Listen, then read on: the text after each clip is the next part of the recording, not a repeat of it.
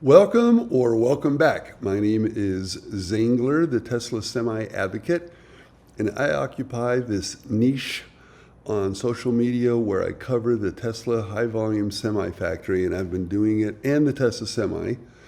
I've been doing it for about 3 years now, ever since I saw it drive by me on Highway 95A in Fernley, and I followed it to the Silver Springs roundabout back when Rob Maurer was still around, and he helped get this channel going, or account, whichever, depending on which platform you're watching on.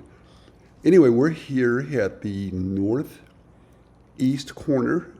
That is the somewhat small end-of-line storage for Tesla semis. I think we see 6 there. And there's some fun stuff that happens today. Towards the end of this flight, I caught them doing a validation run down the semi test track. And that is a video I posted yesterday that seems to be getting a little bit of traction, with no small part by the other larger Tesla accounts that are helping boost its visibility. So I was wrong. There's 7 semis here at the end of line, and it's pretty cool to see them. I've been giving this some thought because a lot of people think this is a rather slow ramp, and there's 2 things. One, they may have a bottleneck on a supplier or on a part of the semi production line. But another thought is they've delivered Atlases, the new Gen 2 version of the Tesla Semi that we're looking at with the light bar. They've only delivered it to the engineering group division at Tesla, and they are charged with endurance testing. And it may be that they want to work out all the bugs. They want to get 100,000, 200,000 miles on the new gen in order to get the hardware and the firmware ironed out before they start pumping them out at higher volume. So there's a twofold potential explanations. And I do still think this is slower than I thought, but what do I know? Basically, I am reading breadcrumbs and tea leaves. What we see here is they are starting to build out that second pad for the megachargers. And you can see the outline there is similar to the outline there of the cabinets and the utility cabinets and the Tesla proprietary megacharger cabinets. So we expect to see progress there.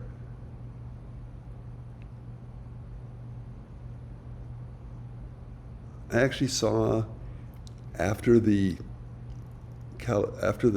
calibration validation run on the test track, I saw the semis going back into the building, which I thought was curious. These are some scrap, what I believe to be scrap parts, and there is something. We see these scraps later in the video, and there's an interesting note on them. On one of them, I should say. That's the test track. This is a good look around at the surrounding area and the roof. They still haven't put the semi or iWes branding. Shout out to future Ozza. Now we're going to proceed up the eastern edge of the perimeter of the building. There was a bunch of stuff blocking these shipping containers or shipping loading doors, and that's all gone, and now we have McKinney trailers, no doubt with materials, subcomponents and materials, which is how they'll store them until they offload them. Now notice, see the writing on that one fairing? Again, they've gone to a metal fairing versus a fiberglass fairing on Gen 1. And what that says, if you haven't read it yet, we'll get a really good look at it. It says repair training. It looks to me like they actually cut out that's self-evident or self-explanatory. They're training employees on how to repair those fairings, and so they have to sacrifice a few, cut them up, and then let the employees practice repairing them. There's the Tesla warehouse on wheels. In the background is what I call the Panasonic warehouse on wheels. This is Gigafactory 1. And then this area is not much progress is made. It's either going to be another warehouse on wheels, is one good guess. I would love to see if it was a mega pack farm. And the only evidence we have that might support that is they dug a trench coming from that corner of the section G on the building out towards it. Interesting little two cones right there.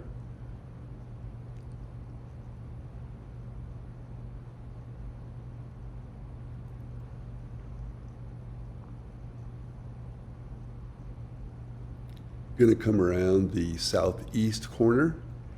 There's a bunch of cabs and space frames. The space frame is what goes behind the cab.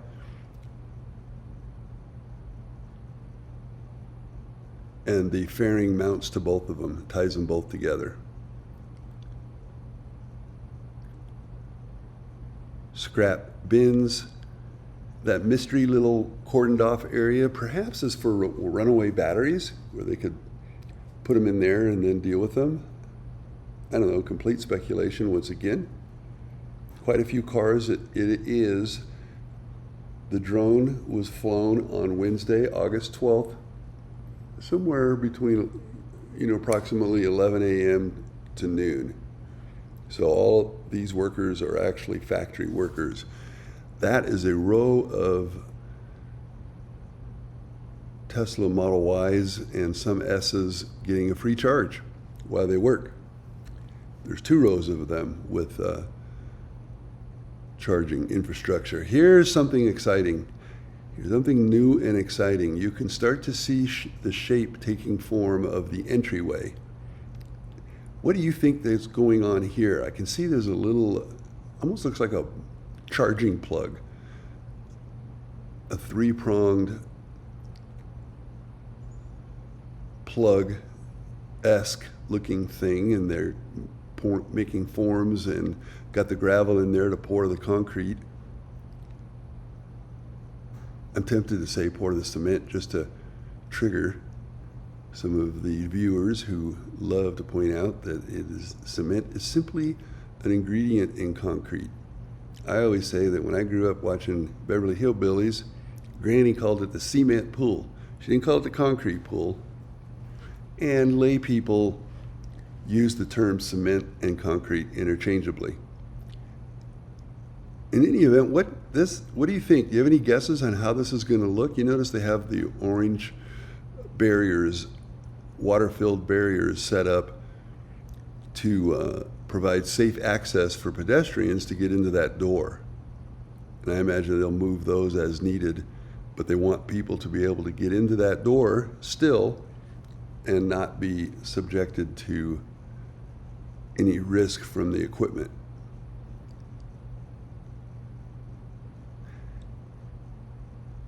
It sure does look kind of like a plug, and it even turns and goes into that area. But now that they started working on it, and it's been a long time coming, we should see soon what's going on. This is the hint where they or they're preparing to dig a trench. It looks like they just cut the concrete, and it kind of heads out to that direction where that big pad has been formed. I'd say my money, the easy money is on that being another warehouse on wheels. The Megapack is probably trailing in the odds, in the bookmaking odds, and in the middle is a end-of-line parking area for the 150 or so Tesla semis that are eventually going to be produced a day. Yep, you got that right. 150 a day, 50,000 a year. And they're supposed to, they've given guidance that they'll be at that 50,000 run rate by the end of 2026. just for clarification, that means that on the final day of 2026, if they can produce 120 to 150, they don't have to produce 50,000. They just have to be at that run rate by the end of the year. And I would say back to the gambling reference, that would be a long shot at this point. Less than 4 months to go. A lot of work needs to be done still. Here's a POS, another pile of stuff. There's the race or the test track on the left, and that orange barricade. They don't want anyone using the farthest north section, but that thing coming up is we're going to spend a little time looking at that little A-framed object. It's been attached, bolted, heavily bolted to the ground. And again, what are your guesses on that, on what that could be for? I think the best guess I've heard so far is that it's to test the fifth wheel coupler on the semis before they go out. But the way it's staged there, it really looks like a Christmas tree at a drag strip. You'll get a good look at it here in a little bit.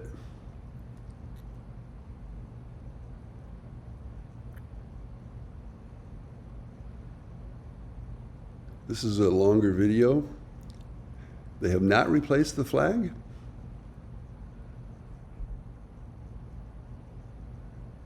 Just trying to save CapEx, I believe, because the flags don't last long out here. There's the noise, vibration, and harshness, NVH portion of the track. And the video I posted yesterday, they did not use that. Looking forward to seeing them run down the NVH portion of the track. And again, what's going on here? We're going to come in and zoom in on it at 9x zoom and try to get a handle on what this could be, get a few more hints. That is its permanent resting place. They poured a pad for it to be bolted to. And possibly that stuff down at the right on pallets is associated with it. So take a look at that too and see if that is any kind of a hint as to what could be going on here.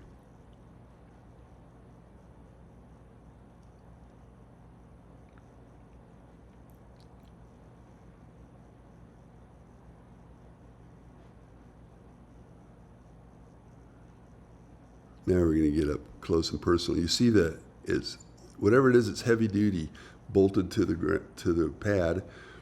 It looks to be made out of what I would call marine poly pro board. I've used it in refurbishing my boats. It's basically plastic marine plywood.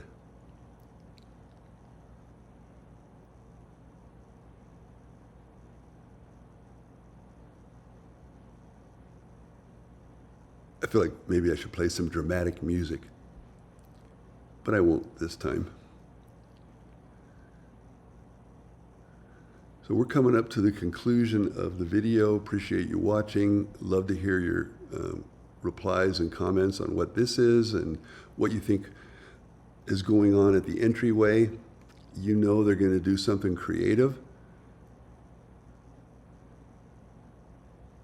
So once again, thank you for watching, and keep supporting the channel so that I can keep flying and bringing you coverage. And I'm looking forward to the day when the sun rises over the eastern Nevada desert here at Giga Semi, and we see Tessa Semi after Tessa Semi exiting the BFD.